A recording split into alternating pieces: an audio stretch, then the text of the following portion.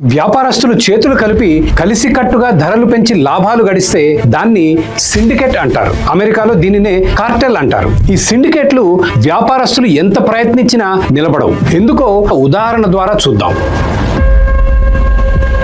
ఒక ఊళ్ళో రామ్, రహీం అనే ఇద్దరు వ్యక్తులు కోడి మాంసం అమ్ముతుంటారు. కొద్దిపాటి లాభమన్నా రావాలంటే కనీసం కిలో 250 రూపాయలకు అమ్మాలి. ఆశకు పోయి రామ్ రేటు 300కు పెంచుతాడు. అప్పుడు ఊళ్ళో వాళ్ళందరూ 250కి అమ్ముతున్న రహీం దగ్గర కొంటారు. రామ్ దివాలా తీస్తాడు. ఇలా కాదని రామ్ రహీం ని కలిసి ఇద్దరం 300కు అమ్ముదాం, ఇద్దరికి లాభాలు పెరుగుతాయని ఒప్పిస్తాడు. ఊళ్ళో వాళ్ళకి గత్యంతరం లేక ఇద్దరి దగ్గర కొంటారు. ఇద్దరికి మంచి లాభాలు వస్తాయి. కొద్ది రోజులకు రామ్ పిల్లల స్కూల్ ఫీజులకు డబ్బు తక్కువ పడుతుంది. ఒక్క 20 రూపాయలు తగ్గిస్తే వ్యాపారం పెరుగుతుందని ఆశపడి రహీంకి తెలియకుండా 280కి అమ్మడం మొదలు పెడతాడు. రామ్ అమ్మకాలు పెరిగి అధిక లాభాలు వస్తాయి. రహీం అమ్మకాలు తగ్గుతాయి. వాకపు చేస్తే రామ్ దొంగచాటుగా 280కి అమ్ముతున్నట్టుగా తెలుస్తుంది. రామ్ మోసం చేశాడనే ప్రతీకారంతో రగిలిపోయి రహీం ధరను 260కి తగ్గిస్తాడు. ఊళ్ళో జనాలు రహీం దగ్గర కొనడం మొదలు పెడతారు. ఇట్లా ఇద్దరు పోటాపోటీగా ధర తగ్గిస్తూ మళ్ళీ పాత 250 కిలో ధరకు చేరుతారు. ఇంతకన్నా తగ్గిస్తే గిట్టుబాటు కాక అసలు వ్యాపారమే ముయ్యాల్సిన పరిస్థితి. ఈ ధరను నాష్ ఈక్విలిబ్రియం అంటారు. 4 ఆస్కర్లు గెలిచిన ఏ బ్యూటిఫుల్ మైండ్ సినిమాలో మ్యాథమెటిషియన్ జాన్ నాష్ ఈ కాన్సెప్ట్ చక్కగా వివరిస్తాడు. ఈ సూత్రాన్ని ప్రతిపాదించిన జాన్ నాష్ కి 1994లో ఎకనామిక్స్ నోబెల్ ప్రైజ్ ఇచ్చారు.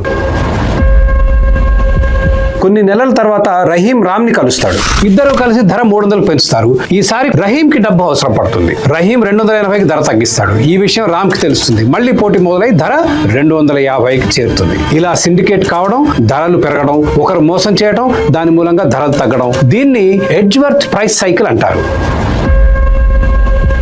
ఒకవేళ రామ్, రహీం ధర 300 కన్నా తగ్గించకుండా మెయింటైన్ చేస్తూ మంచి లాభాలు గడిస్తున్నారు అనుకుందాం. అప్పుడేమవుతుంది?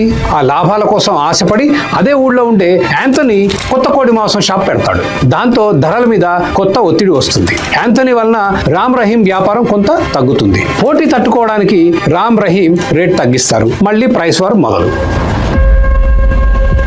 ఒకవేళ ఈ అడ్డంకులన్నీ అధిగమించి సిండికేట్ అధిక ధరలను అట్లాగే మెయింటైన్ చేయగలిగితే ప్రజలు కోడి మాంసం తగ్గించి చేపలు, గుడ్లు, సోయా వంటి ప్రత్యామ్నాయ ప్రోటీన్ వెతుక్కుంటారు. అప్పుడు మొత్తం కోళ్ల వ్యాపారానికి మొదటికే మోసం వస్తుంది. కాబట్టి లెఫ్ట్ మేధావులు చూపించే సిండికేట్ బూచి నిజ జీవితంలో నిలబడటం అసాధ్యం. మనం చేయాల్సిందల్లా ప్రభుత్వ జోక్యం తగ్గించి వ్యాపారాలకు ఇంపోర్ట్ డ్యూటీల వంటి రక్షణలు కల్పించకుండా జాతీయంగా, అంతర్జాతీయంగా పోటీ పడనిస్తే ప్రజలకు నాణ్యమైన వస్తువులు తక్కువ ధరకు అందుతాయి.